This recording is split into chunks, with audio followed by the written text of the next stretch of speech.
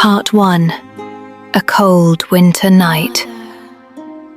The wind slipped through the thin cracks in the window frame, bringing with it the scent of damp wood and the cold smell of earth lingering on the porch.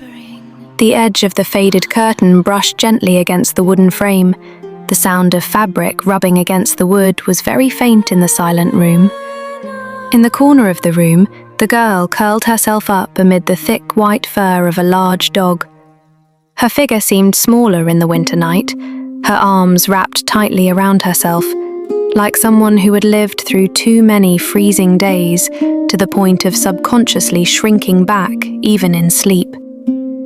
Her eyes remained closed, her eyelashes trembling slightly.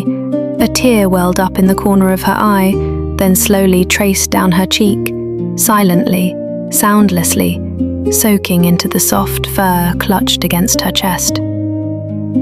"Mother!"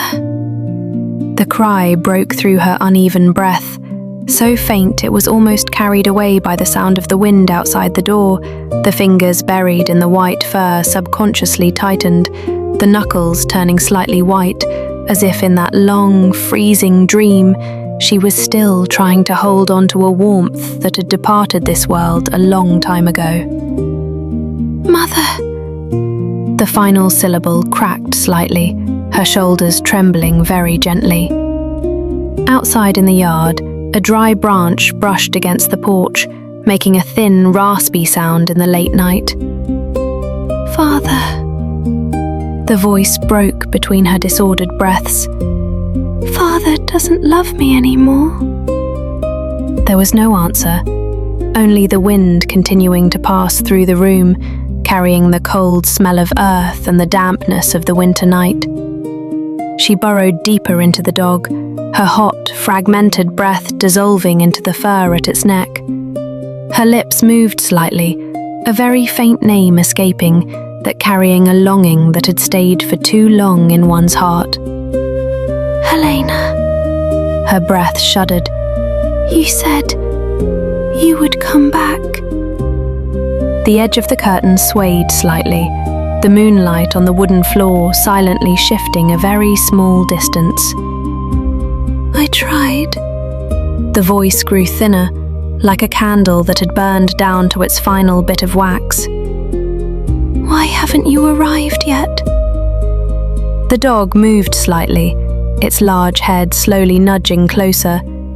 Its black eyes silently watched her for a long time, its cold nose gently touching her tear-stained cheek. Once, and then once more. Patiently, slowly, as if it were trying to wake the person trapped in that overly sad dream and bring her back. The girl tightly hugged its neck a bit closer, her face burying deep into the soft white fur. Outside the window, the wind never stopped passing through the dark canopy of trees. The sound of leaves rustling across the porch, the sound of branches shaking slightly in the yard, and somewhere very deep within that fitful sleep, there seemed to be the sound of summer insects softly echoing back from a very distant memory. A place where there was still sunlight, a familiar laughter, and a promise that had not returned for far too long.